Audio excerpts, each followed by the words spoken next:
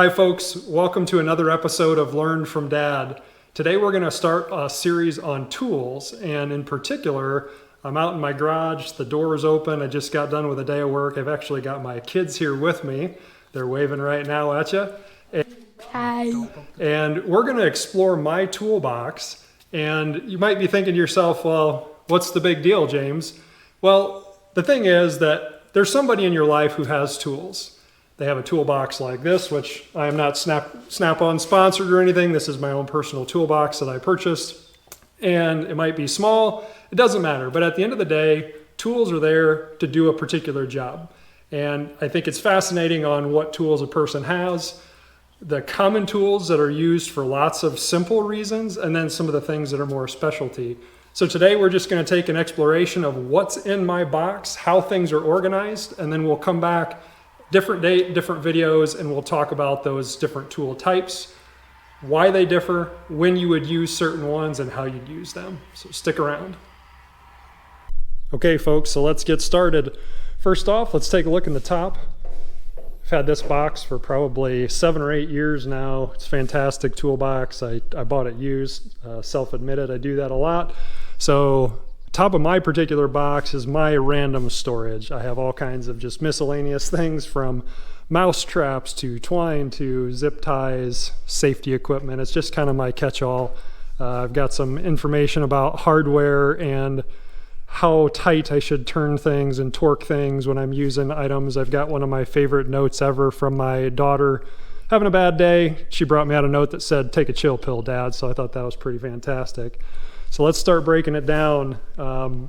Many people like me will end up with one particular drawer that's dedicated to screwdrivers. You think, man, why does a person need so many screwdrivers? You're right. There's lots of different reasons and uses, and we'll get on those in another video, what the differences are, when would you use them, and why you would use them. Moving down, get into my next drawer is just kind of a miscellaneous of different punches that I use, either small punches, nail sets, center punches, some random punches, broken ratchet, breaker bar that I turned into a punch, so things to knock other things, and just kind of some miscellaneous items. Another kind of miscellaneous drawer. I start to accumulate over the years different kits of things that I do like to keep together. Everything from a tire repair kit to there's a specialty tool vacuum tester over here, but also one thing I really do is keep all my pry bars and prying tools together.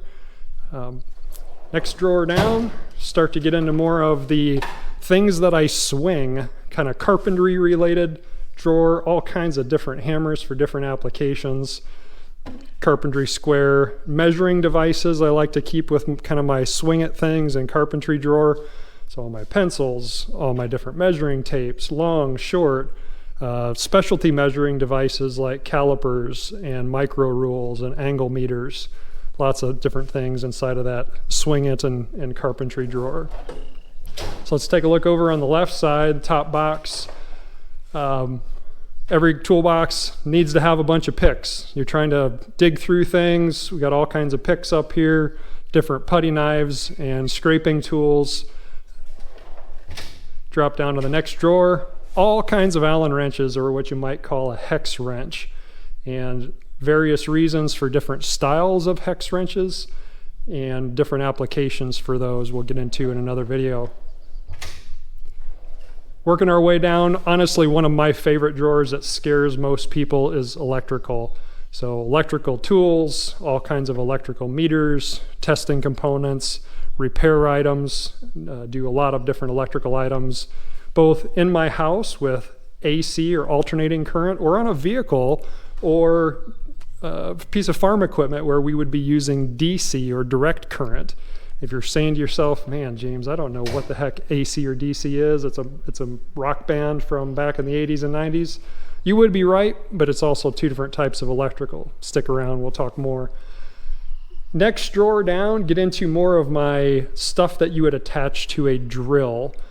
Drill bits, drill drivers, all kinds of things related to either using a drill to make a hole or using a drill to drive something in, like a screw.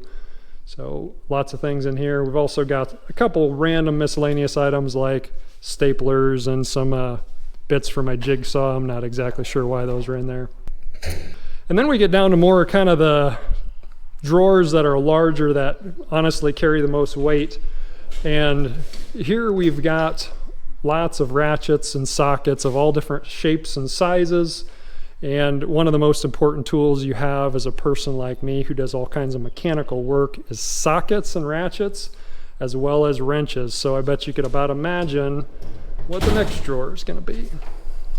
All kinds of different wrenches for different applications, different sizes, some specialty, some shiny, some not so much.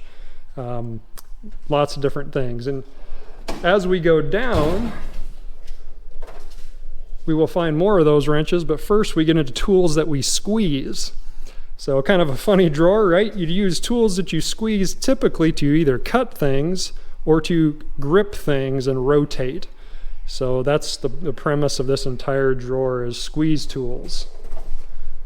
Then as we drop down, we actually get into two more drawers of wrenches, where we have some that are super huge and we have some that are a little more specialty and short. So as you can see, wrenches, ratchets, and sockets, some of the most important things that we have.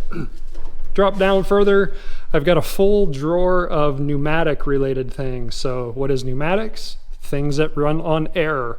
So an air compressor that creates compressed air will do lots of different things with tools inside of here. And then honestly, some other random toolkits that I ran out of room in other drawers and they kind of end up here. So lots of miscellaneous stuff. Get into the bottom drawer is really kind of my metalworking drawer, where I've got different kinds of things for grinding and cutting and welding and anything to do with metal and touching metal. And then finally, as we get over to some of the smaller drawers on the side, I've got a bunch of different miscellaneous kits where hose clamps and fittings for grease and random circuit board out of a claw machine. Yep, I own a claw machine. I bought 4 of them, made one of them run, sold the other ones, but that's a circuit board for a claw machine. Funny story, we'll talk about that another day. I'm into cycling very much. I've got a cycling drawer over the years. I've just all my miscellaneous, not only parts, but also tools. So specialty tools that are very specific to cycling. Drop down. Again, starting to get into more of the specialty tools. Variety of miscellaneous things like O-ring clamps. These are called nut certs, and that's a nut cert specialty tool. Ring compressors for an engine, small engine that is. Lots of different little specialty items. And then lastly, this kind of big drawer is where I just keep all my kind of random, whatever you want to call it, kits of things that I've bought over the years to do different specific items. So kind of my kit drawer. Honestly, kind of forget what's down in the bottom. And then we won't go through today, but I've also got some bonus drawers over here, some more wrenches with some other battery tools and specialty things that someday we'll start throwing things on the bench and talking about what they are and what they do. So thank you very much for exploring this with me, and let's wrap this video up. So there you have it, folks. Thanks for joining me on my exploration of my toolbox, or what I prefer to call treasure box. All kinds of good things in here. As a guy who works on lots of stuff, this is one of my favorite places to be, and I'm always looking for new tools, whether I need them or not. It's a little bit of a vice and a habit. So thanks for joining me. Stick around for the next video. We'll start breaking down what each of these independent tools do and why they do it, and hopefully you can continue to learn from Dad. Thanks.